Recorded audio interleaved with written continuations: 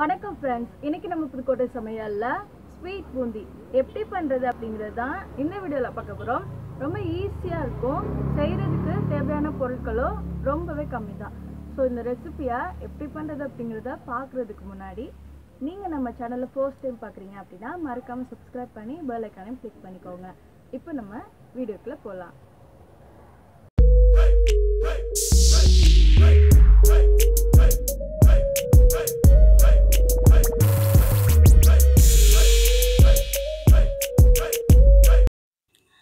ஈஸியா வீட்லயே பண்ணக்கூடிய இனிப்பு பூந்தி இப்போ வந்து செய்ய ஆரம்பிச்சிரலாம். பூந்தி பண்றதுக்கு ஃபர்ஸ்ட் மாவு ரெடி பண்ணிரலாம். அதுக்கு 2 கப் கடலை மாவை ஒரு பவுல்ல சேர்த்துக்கோங்க. கடலை மாவு நீங்க அளந்து எடுக்கும்போது ரொம்ப அமுக்கி மாவு வந்து எடுக்காதீங்க. அப்படி எடுத்தீங்கன்னா மாவோட அளவு அதிகமாயிடும். அப்புறம் சுகர் சிரப் வந்து உங்களுக்கு பத்தாம போய்டும். அதனால மாவு அளந்து எடுக்கும்போது சரியான அளவை அளந்து எடுத்துக்கோங்க.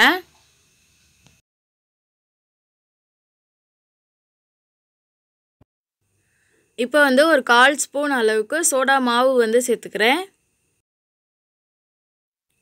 நான் வந்து இன்னைக்கு எடுத்துர்க்க ஃபுட் கலர் என்ன அப்படினு பாத்தீங்கன்னா லெமன் yellow வந்து எடுத்துர்க்கேன். சோ இதுல வந்து ஒரு 2 பிஞ்ச் அளவுக்கு நம்ம சேர்த்துக்க போறோம். ஒரு 2 பிஞ்ச் அளவுக்கு லெமன் yellow கலர் வந்து எடுத்து வச்சிருக்கேன். இப்போ இத வந்து மாவுல வந்து சேர்த்துக்கலாம்.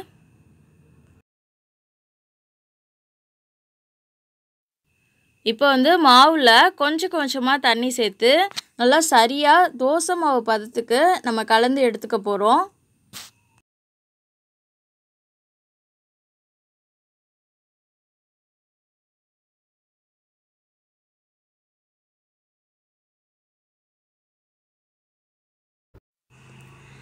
மாவு வந்து நான் நல்லா கலந்து எடுத்துட்டேன். தண்ணியாவும் இல்லாம கெட்டியாவும் இல்லாம கரெக்ட்டான தோசை மாவு பதத்துக்கு நான் வந்து மாவு ரெடி பண்ணி எடுத்துர்க்கேன்.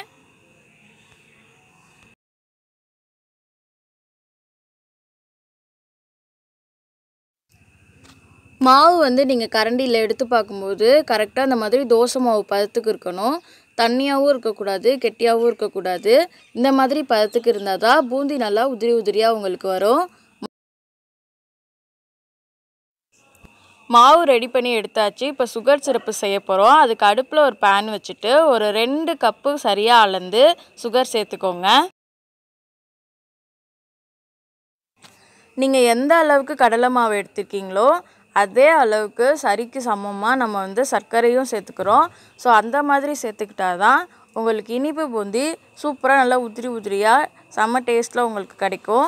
அதனால 2 கப் மாவு எடுத்தீங்கன்னா 2 கப் சர்க்கரை சேர்த்துக்கோங்க. மாவு சுகர்லாம் அளந்து எடுத்தீங்களோ அதே கப்ல ஒரு 3/4 கப் அளவுக்கு தண்ணி வந்து எடுத்து சேர்த்துக்கோங்க. நம்ம சேர்த்திருக்க சுகர்லாம் நல்லா மெல்ட் ஆகி நல்லா உருகி அந்த சுகர் வந்து கம்பி பதத்துக்கு வரணும். சோ அது வரைக்கும் நாம நல்லா காய்ச்சி எடுத்துக்க போறோம்.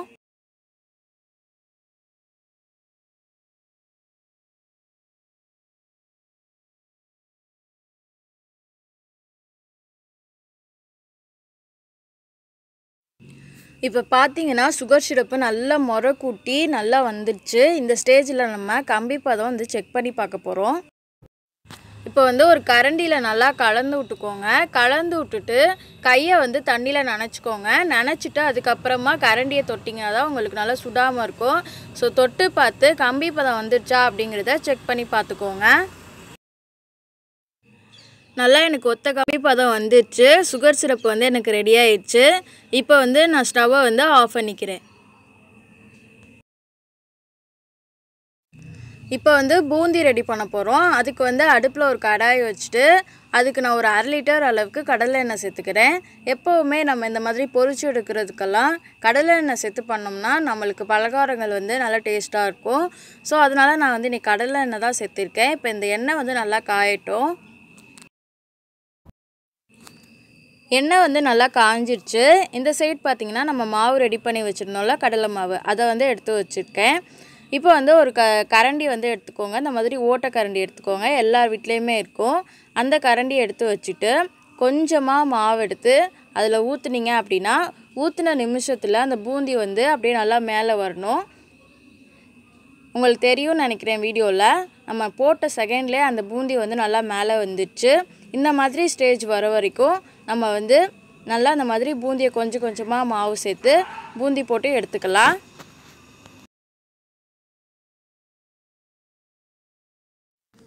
பூந்தி வந்து நல்லா மொறுன்னு வேகணும்னு அவசியம் இல்லை.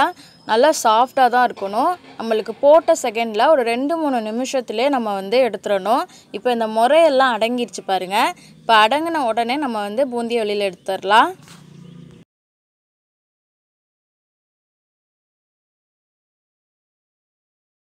நல்லா வெந்துருச்சு. இப்போ வந்து ஒரு அரிக்கிற கரண்டி வச்சு நல்லா அந்த பூந்தி எல்லாத்தையும் எடுத்து ஒரு எண்ணெய் வடிகிற தட்டில் வந்து போட்டுக்கோங்க.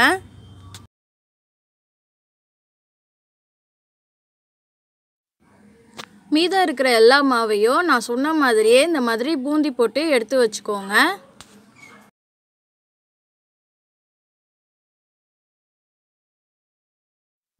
எல்லா பூந்தியும் போட்டு எடுத்தாச்சு. இப்போ சுகர் சிரப்பில் வந்து நம்ம பொரிச்சு வச்சுருந்த பூந்தியை சேர்க்க போகிறோம். அதை சேர்க்குறதுக்கு முன்னாடி நம்ம சர்க்கரை பாகு வந்து நல்லா வந்து கெட்டியாக இல்லாமல் நல்லா சூடாக இருக்கணும். ஸோ அந்த மாதிரி ஸ்டேஜ் இல்லைன்னா ஒரு வேளை சூடு பண்ணிக்கிட்டீங்க அப்படின்னா நல்லா உங்களுக்கு சர்க்கரையெல்லாம் இலகி நல்லா ஹீட் ஆயிரும். அதுக்கப்புறமா நீங்கள் பூந்தியை சேர்த்து நல்லா கலந்து விட்டுக்கோங்க. நல்லா ஞாபகத்தில் வச்சுக்கோங்க, உங்களுக்கு பூந்தி சேர்க்குறதுக்கு முன்னாடி சர்க்கரை பாகு நல்லா ஹீட்டாக இருக்கணும். அப்போ தான் உங்களுக்கு பூந்தி சேர்த்த உடனே அந்த பூந்தியில் வந்து அந்த சர்க்கரை பாகு நல்லா இறங்கும். ஸோ ஒருவேளை உங்களுக்கு நல்லா கெட்டியாயிடுச்சுன்னா நல்லா ஹீட் பண்ணிவிட்டு அதுக்கப்புறமா நீங்கள் வந்து பூந்தியை சேர்த்து இந்த மாதிரி நல்லா கலந்து விட்டுக்கோங்க. இப்போ வந்து இதில் ஒரு 2 ஸ்பூன் அளவுக்கு நெய் வந்து சேர்த்துக்கிறேன்.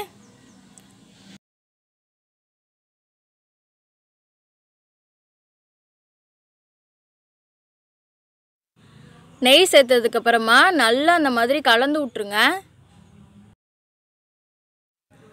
இந்த இனிப்பு பூந்தி செஞ்ச உடனே சாப்பிட முடியாது. 1 மணி நேரம் கழிச்சோ இல்லை ஒரு 3 மணி நேரம் கழிச்சோ நீங்கள் சாப்பிட்டிங்கன்னா உங்களுக்கு சூப்பராக நல்லா உதிரியாக இனிப்பு பூந்தி ரெடியாகி வந்திருக்கும். இது இப்போ நல்லா ஊறட்டும். ஒரு 3 மணி நேரம் கழித்து நான் எடுத்து வச்சுருக்கேன் பாருங்கள். பூந்தி எவ்வளோ சூப்பராக அருமையாக இருக்குது பாருங்கள். பேக்கரியில் கிடைக்கிற மாதிரியே நம்ம வீட்லேயும் ஈஸியாக இந்த இனிப்பு பூந்தியை செய்ய முடியும். ஸோ கண்டிப்பாக இந்த ரெசிபியை ட்ரை பண்ணி பாருங்கள். தீபாவளி வரப்போகுது. ஸோ தீபாவளிக்கு கண்டிப்பாக அந்த ரெசிபியை ட்ரை பண்ணுங்கள். ட்ரை பண்ணிவிட்டு எப்படி இருந்தது அப்படிங்கிறத வீடியோ கீழே வந்து மறக்காமல் கமெண்ட். இந்த வீடியோ பிடிச்சிருந்ததுன்னா நம்ம புதுக்கோட்டை சமையலை சப்ஸ்கிரைப் பண்ணி பெல் ஐக்கானையும் கிளிக் பண்ணிக்கோங்க. இந்த ரெசிபி வீடியோவை உங்கள் ஃப்ரெண்ட்ஸ் அண்ட் ஃபேமிலி கூடவும் ஷேர் பண்ணிக்கோங்க. தேங்க்ஸ் ஃபார் வாட்சிங். பாய்.